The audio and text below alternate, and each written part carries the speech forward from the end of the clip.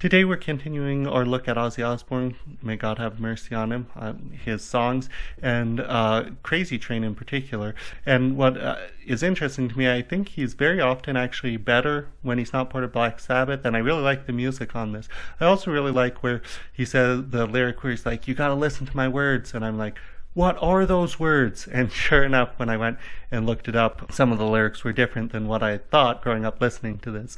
And that's just a complaint about music in general, popular music, that it's very hard sometimes to tell what they're actually saying.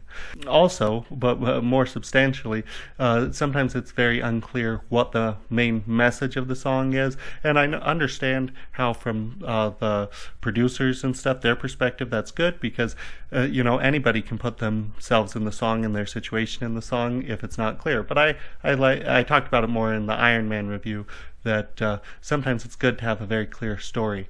But the theme of Crazy Train seems to be either mental health, obviously, or the state of the world, right? And those could be intertwined too. But I like the state of the world viewpoint because, he talks about everybody's living as foes, we're the sons of the Cold War, all this. And I think that description of the history of the world as a crazy train is very strong and very powerful. Tolkien talked about history as the story of the long defeat. Crazy Train works as well too. But how do we solve this? How do we solve these problems? Where it's like, maybe we can learn how to love and forget how to hate. And that sounds really good, but that's easier said than done. And actually, it's impossible to do by ourselves.